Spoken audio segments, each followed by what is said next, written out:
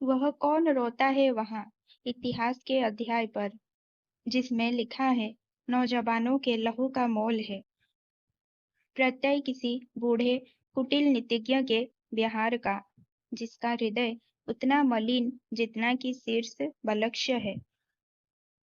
जो आप तो लड़ता नहीं कटवा किशोरों को, मगर आश्वस्त होकर सोचता सोनित बहा, लेकिन गई बचलाज सारे देश की। और तब समान से जाते गिने नाम उनके, देशमुख की लालिमा है बची जिनके लूटे सिंदूर से। देश की इज्जत बचाने के लिए या चढ़ा जिनने दिया निज लाल है। ईस जाने देश का लज्जा विषय तत्व है कोई, कि केवल आवरण उस हलाहल सी कुटिल द्रोहाग्नि का, जो कि जलती आ रही चिरकाल से। स्वार्थ लोलुप सभ्यता के अग्रणी नायकों के पेट में जठराग्नि सी। विश्व मानव के हृदय निर्द्वेष में मूल हो सकता नहीं द्रोहाग्नि का। चाहता लड़ना नहीं समुदाय है, फैलती लपटें विषैली व्यक्तियों की सांस से। हर युद्ध के पहले द्विधा लड़ती उबलते क्रोध से। हर युद्ध के पहले मनुष्य है सोचता, क्या शस्त्र ही उपचार एक अमोघ है, अन्याय का, अपकर्ष का, विष का, गरलमय द्रोह का। लड़ना उसे पड़ता मगर, और जीतने के बाद भी रणभूमि में वह देखता है सत्य को रोता हुआ। वह सत्य है जो रो रहा इतिहास के अध्याय में, विजयी पुरुष के नाम पर कीचड़ नयन का डालता। उस सत्य के आघात से हैं झनझना उठती सिराएं प्राण की असहाय सी, सहसा विपंची पर लगे कोई अपरिचित हाथ ज्यों। वह तिलमिला उठता मगर है जानता, इस चोट का उत्तर न उसके पास है। सहसा हृदय को तोड़कर कढ़ती प्रतिध्वनि प्राणगत अनिवार्य सत्याघात की। नर का बहाया रक्त, हे भगवान मैंने क्या किया, लेकिन मनुष्य के प्राण शायद पत्थरों के हैं बने। इस दंश का दुख भूल कर होता समर आरूढ़, फिर मारता मरता विजय पाकर बहाता अश्रु है। यूं ही बहुत पहले कभी कुरुभूमि में नर मेघ की लीला हुई, जब पूर्ण थी पीकर लहू जब आदमी के बक्ष का, बजरंग पांडव भीम का मन हो चुका परिशांत था। और जब व्रतमुक्त किसी द्रौपदी मानवी अथवा ज्वलित जागृत शिखा प्रतिशोध की, दांत अपने पीस अंतिम क्रोध से आदमी के गर्म लोहू से चिपड़ रक्त बेणी कर चुकी थी केस की, केस जो 13 वर्ष से थे खुले। और जब पबिकाय पांडव भीम ने द्रोण सूत के शीश की मणि छीनकर हाथ में रख दी प्रिया के मग्न हो 5 नन्हे बालकों के मूल्य सी।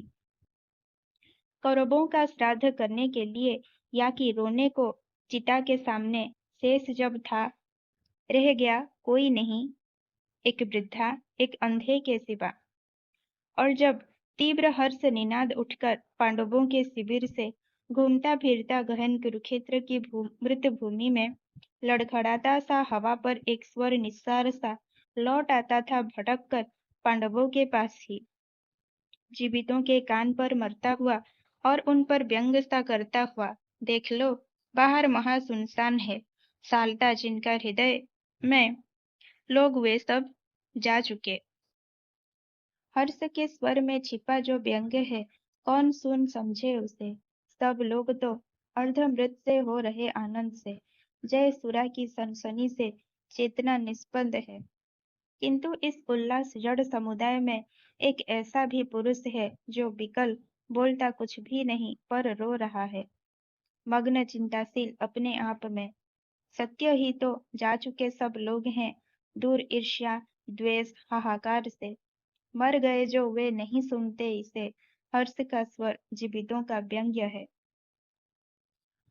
स्वप्न सा देखा सुयोधन कह रहा, ओ युधिष्ठिर सिंधु के हम पार हैं, तुम चिढ़ाने के लिए जो कुछ कहो, किंतु कोई बात हम सुनते नहीं। हम वहां पर हैं महाभारत जहां दिखता है स्वप्न अंतः शून्य सा, जो घटित सा तो कभी लगता है, मगर अर्थ जिसका अब ना कोई याद है। आ गए हम पार, तुम उस पार हो। यह पराजय या कि जय किसकी हुई? व्यंग्य, पश्चाताप, अंतर्दाह का अब विजय उपहार भोगो चैन से। हर्ष का स्वर घूमता निस्सार सा लड़खड़ाता मर रहा कुरुक्षेत्र में। ओ युधिष्ठिर, सुन रहे अव्यक्त सा एक रव मन का कि व्यापक शून्य का। रक्त से सींच कर समर की मेदिनी हो गई है लाल नीचे कोस भर, और ऊपर रक्त की खरधार में तैरते हैं अंगरथ गज बाजी के। किंतु इस विध्वंस के उपरांत भी शेष क्या है? व्यंग्य ही तो भाग्य का चाहता था प्राप्त में करना, जिसे तत्व वह करगत हुआ या उड़ गया। सत्य ही तो मुष्टिगत करना, जिसे चाहता था शत्रुओं के साथ ही उड़ गए वह तत्व मेरे हाथ में व्यंग्य पश्चाताप केवल छोड़कर। यह महाभारत वृथा निष्फल हुआ। उफ, ज्वलित कितना करलमय व्यंग्य है। 5 ही असहिष्णु नर के द्वेष से हो गया संहार पूरे देश का। द्रौपदी हो दिव्य वस्त्रालंकृता, और हम भोगे अहमय राज्य यह। पुत्र पतिहीना इसी से तो हुई कोटि माताएं करोड़ों नारियां। रक्त से छाने हुए इस राज्य को वज्र हो कैसे सकूंगा भोग में? आदमी के खून में यह है सना, और है इसमें लहू अभिमन्यु का। वज्र सा कुछ टूटकर स्मृति से गिरा, दब गए कौन्तेय दुर्वह भार से। दब गई वह बुद्धि जो अब तक रही खोजती कुछ तत्व रण के भस्म में।